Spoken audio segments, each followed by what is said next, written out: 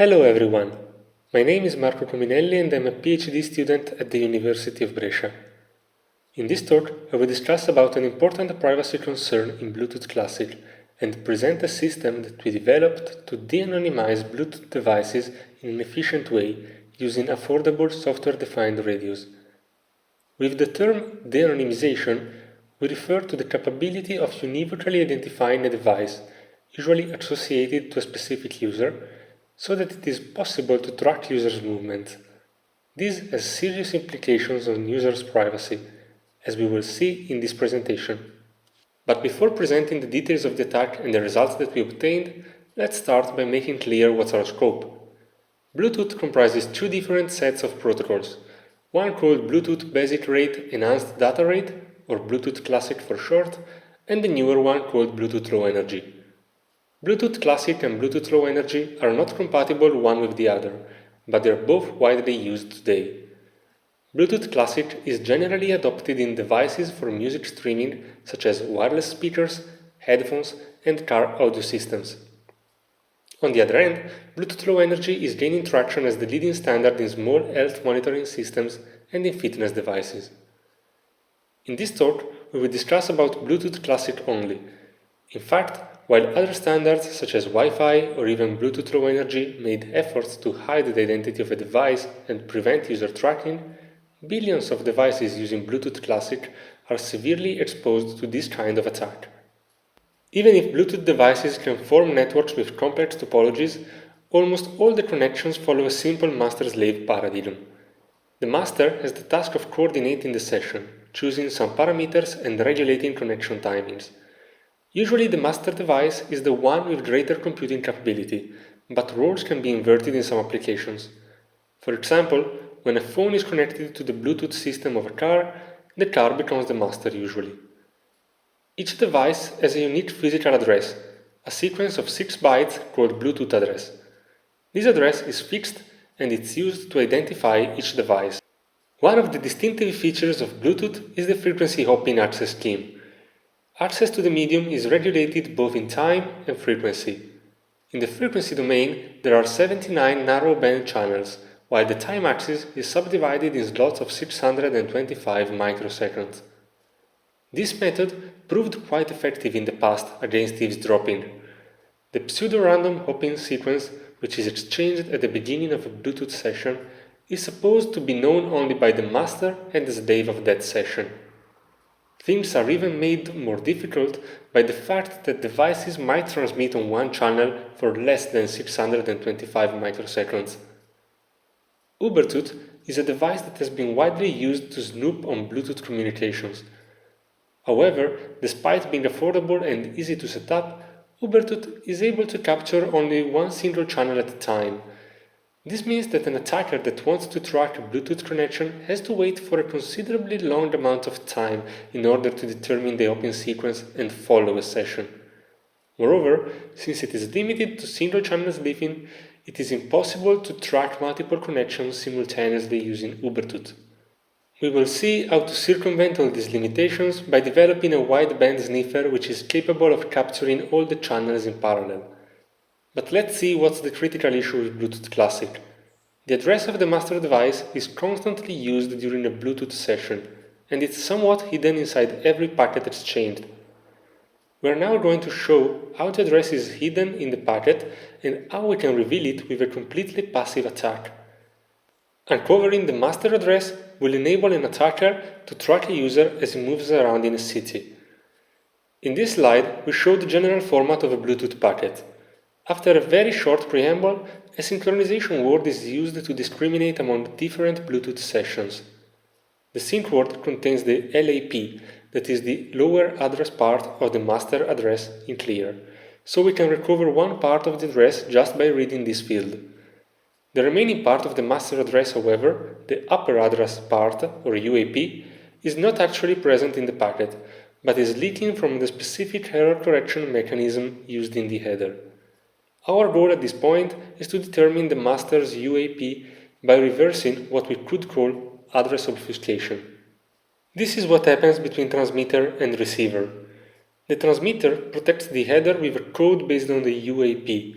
then uses a 6-bit clock value to widen the bits of the header. The scrambled header is the one that gets transmitted in the packet. The receiver then can recover the header using the same clock and verify the data in the header using the master UAP. Without knowing the UAP and the clock, even if we could sniff 2 packets in 2 different locations, we would have little knowledge that the 2 packets are coming from the same connection. However, since there are approximately 16,000 possible pairs of UAP and clock, finding the right one with brute force is feasible. This is what can be done when one packet is received. The header is first de-widened using all the 64 clock values. Then, for every clock value, we find which UAP validates the header data. In practice, we demonstrate in the paper that there are only 32 different UAPs for every packet. The method then works iteratively by removing all the wrong candidates and converging to the correct UAP. We prove that when only 2 UAPs are left, this last ambiguity can be solved only with some analysis on the payload of the packet. This method becomes even more powerful if we could collect all the packets from all Bluetooth sessions, defeating the hopping mechanism by snooping on all the 79 channels in parallel. To solve this challenge, we developed the Wideband sniffer using software-defined radios. Our system is based on the USRP B210, which provides up to 56 megasamples per second. However, since the 2.4 GHz band used by Bluetooth is 80 MHz wide, we need 2 of them to capture all the Bluetooth channels in parallel. We set the 2 boards to capture different parts of the spectrum so that all the narrow-band Bluetooth channels are captured. We then used efficient signal processing techniques, such as polyphase filtering, to separate all the channels and process all the Bluetooth packets received. It's important that the data streams from the 2 boards are synchronized. For this, we would need a common clock source, or at least some way to synchronize the samples during the processing phase in the software. The implementation details about this part are discussed in the paper. For now, we will focus only on how do we process each data stream coming from the software-defined radio. Each SDR is configured to provide a stream of IQ samples from a different part of the spectrum at a rate of 44 megasamples per second. The wideband signal is then channelized into many narrow-band signals, each one containing the spectral information of a different Bluetooth channel. We demodulate and decode each channel independently, looking for Bluetooth packets. Finally, we aggregate all the information in RAM and proceed with the de-anonymization of the connection that we have detected.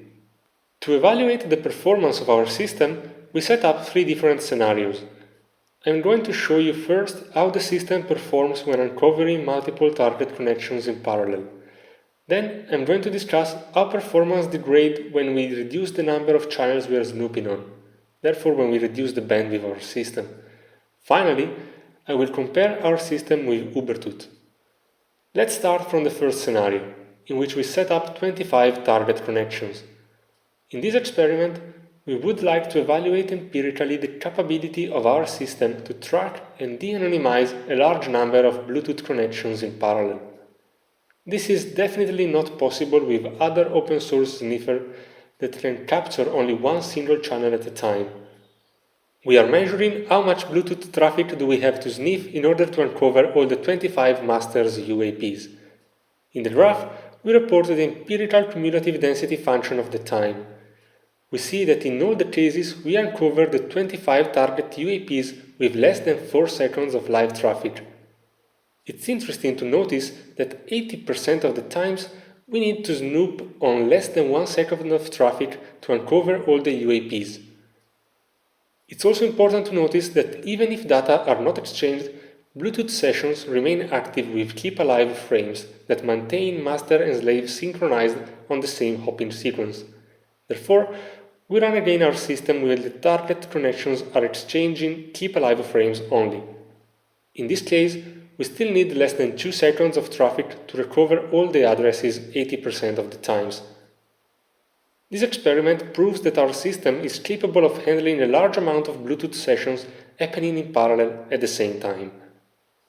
When we reduce the number of channels that we are snooping on, it's easy to imagine that performance will degrade. This bot plot shows how much traffic do we need to capture in order to solve the UAP of a target connection. While the median when snooping on all channels is only about 12 milliseconds, it can go up to almost 1 second if we restrict ourselves to single channel sniffing. The most interesting part, however, is that performance quickly improves if we snoop on just a bunch of channels. For example, if we snoop on only 10 channels, then we are going to find the master UAP in less than 74 milliseconds half of the times. The main advantage is that a 10-channel sniffer requires much less bandwidth and can be implemented on a single SDR working in real time with a host laptop.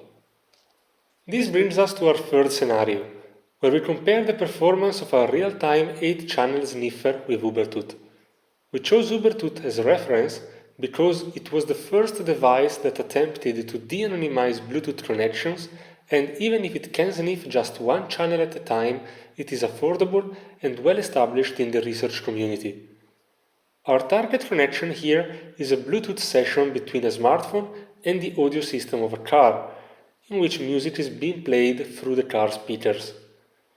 Also in this graph, we are plotting the cumulative density functions.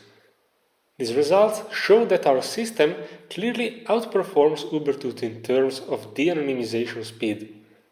While our system always resolves the correct UAP in about 2 seconds or less, Ubertooth can take up to 30 seconds or more to resolve it. One reason is that it is more likely for our system to find new packets because we are snooping on more channels in parallel. Also, Ubertooth tries to determine the UAP of the master device by running sanity checks on some fields in the packet and choosing the most probable UAP. So, there might be some packet types that are not useful for Ubertooth to determine the UAP. This becomes more evident when we consider the case in which only keep-alive packets are exchanged. That is, when music streaming is off. The gap here becomes even bigger because our system does not rely on the specific type of packets that are exchanged. While differences in our system are barely noticeable, Ubertooth can recover the correct UAP in less than 18 seconds only half of the times, and in less than 1 minute 80% of the times. We validated this comparison by running experiments with different target connections and verifying that in all cases our sniffer is faster than Ubertooth at solving the master UAP. Here, for example, we are streaming music from a smartphone to a Bluetooth loudspeaker. In this graph, we can see that the results are pretty the same as before, both when music streaming is on and off, with Ubertooth resolving the correct UAP only 80% of the times in less than 1 minute, if music streaming is off. Having a system that is faster at resolving the target UAP is not only useful. In some cases, this might be necessary. From this graph, we see that if, for example, we are in a high mobility setting where we can sniff only 4 seconds of Bluetooth traffic, our system can always uncover the target UAP, while Ubertooth can do this only 1 time out of 5 on average if music streaming is on, and 1 time out of 10 if music streaming is off. After running these experiments in controlled environment, we deployed our system on the field, monitoring the traffic at the road junction for 5 working days in order to track commuting patterns. We used a directional antenna to detect cars up to 85 meters from our receiver. These are the results obtained for 30 different users. For each user on the x-axis, we report the times that he was passing by that road junction for each one of the 5 days. From the data collected, we can notice some commuters moving at very precise times once or twice a day. We believe that the ability of predicting a user behavior or collecting information about his movement has a strong implication on user privacy. This scenario is probably the most challenging one, because cars moving at normal speed are going to be within sniffing range for a few seconds only. Using our system, however, we demonstrate that it's possible to quickly and reliably uncover Bluetooth connections. As a last experiment, we placed our 8-channel sniffer in our car and tried to uncover Bluetooth connections as we drove on the highway. We were able to identify more than 250 different users in approximately 2 hours and 40 minutes. In the graph, blue dots and red crosses are used to discriminate adjacent users. We can see that we encountered the same drivers multiple times along the journey, as cars might be overtaking and then slowing down. We can also see that there were 2 episodes of slow traffic where we keep detecting the same users for a very long time. To summarize what I said in this presentation, bottom line is that Bluetooth Classic is highly vulnerable to privacy-infringing attacks. We discovered that attackers can set up inexpensive stations to track users, either for surveillance purposes, for example in airports or other transportation hubs, or for monitoring users' movements, as it's happening nowadays with the COVID emergency. To the best of our knowledge, there are no plans for fixing a problem that could affect billions of devices and users. Wi-Fi, Bluetooth Low Energy, and 5G all have some form of protection against user identification and tracking. However, we believe that this issue seems more problematic in Bluetooth Classic, and it represents an open problem that must be addressed by the research community. To investigate on this weakness of Bluetooth Classic, we have developed a system that performs better than its direct open-source competitors, and that can in principle be ported on different SDR platforms, even with less bandwidth. This concludes my presentation. For more insights on the system that we have developed, please have a look at our paper or feel free to contact us. Thank you.